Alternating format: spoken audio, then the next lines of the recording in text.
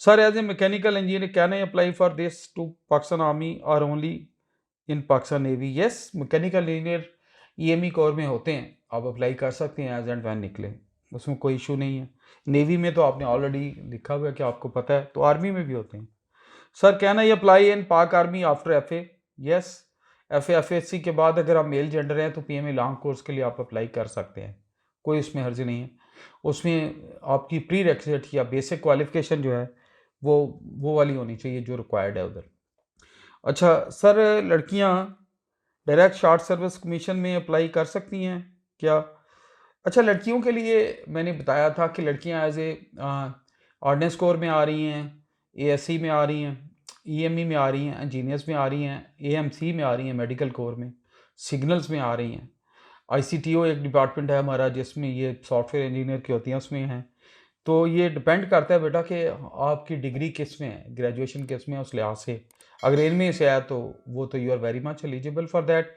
लेकिन अगर आपसे ये समझ रही हैं कि पीएमए लॉन्ग कोर्स के लिए लड़कियां एलिजिबल नहीं हैं फिलहाल, ताकि वो आपको क्लियर हो। अस्सलाम वालेकुम सर जी, लेडी कैडेट कोर्स की जो वैकेंसीज हैं वो हर साल जून में आती हैं, तो सर अगर हम बीएस फिफ्थ सेमेस्टर में एडमिशन लिए और फिर इसकी डिग्री साथ अटैच कर दें तो कोई इश्यू तो नहीं? ये वो जब वैकेंसीज आती हैं लेडी कैडेट्स के लिए, वो एक होप सर्टिफिकेट लेना होता है जिन्होंने एग्ज़ाम दिया होता है फाइनल का। अगर आप उस क्राइटेरिया में फिट बैठती हैं या क्राइटेरिया के लिहाज से आप क्वालिफाई करती हैं तो होप सर्टिफिकेट दे के आप एग्ज़ाम में अपीयर हो सकती हैं। वो आप अपने करीब तरीन army selection and recruitment centre से गाइडलाइन ले सकती हैं। सर मेरा मैलेट फिंगर क्या फ़िज़िकल क्लियर होगा? ये आप डॉक्टर साहब से पूछें, जो सर्जिकल स्पेशलिस्ट हैं वो इस पे आपको एडवाइस करेंगे। सर मैं एफएससी प्री मेडिकल 2023 की स्टूडेंट हूँ, मेरा नम्स एग्रीगेट 86% है जो कि मेरिट पे नहीं सर, मुझे कैप्टन डॉक्टर बनना है, प्लीज़ गाइड मी सर। बेटा कैप्टन डॉक्टर के लिए आप बेटी हैं हमारी, लड़की हैं आप, कैप्टन डॉक्टर के लिए डायरेक्ट आजकल इंडक्शन नहीं होती, वो एमबीबीएस के बाद वो एग्ज़ाम लेके थोड़ी जो वैकेंसीज होती हैं उसका एंट्री टेस्ट लेके फिर इंटरव्यू करके सिलेक्ट करते हैं। डायरेक्ट एफएससी के बाद नहीं अभी कैप्टन डॉक्टर ले रहे आर्मी। सर जिनकी आई सेट वीक हो वो लसिक आई ट्रीटमेंट के बाद ज्वाइन कर सकते हैं, ये आपको आई स्पेशलिस्ट एडवाइस करेंगे। आप आर्मी नेवी एयरफोर्स के हॉस्टल में चले जाएं, सीएमएच एमएच में या पीएफ या पाकिस्तान नेवी के हॉस्टल में आई स्पेशलिस्ट से एडवाइस लें, वो एक्चुअल आपको प्रॉपर गाइड कर सकते हैं। अस्सलाम वालेकुम सर, मैं इस वक्त 18 साल का हूँ और पंजाब पुलिस में नौकरी करता हूँ, लेकिन मुझे शौक आर्मी ऑफिसर का है। तो सर मैं अपनी इंटरमीडिएट के बाद आर्मी में कमीशन ऑफिसर अप्लाई कर सकता हूँ? तो आप एफएफएससी करें रिक्वायर्ड मार्क्स के साथ, तो आप अप्लाई कर सकते हैं, हम कहीं भी हो, कोई मसला नहीं है।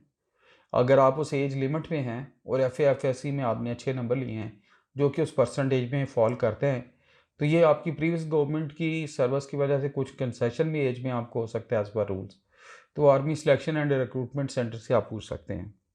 Sir appearing in second year mandatory? Yes, ये तो कुदरती है। तो आपने एक और सवाल है, उन्होंने पाकिस्तान एयरफोर्स में पिंडी सेंटर से एयरफोर्स में परसों साइकोलॉजिकल एकेडमिक टेस्ट, ये रिलीजियस टीचर के लिए आपने अपने वज़न के मतलब इशू लिखा है।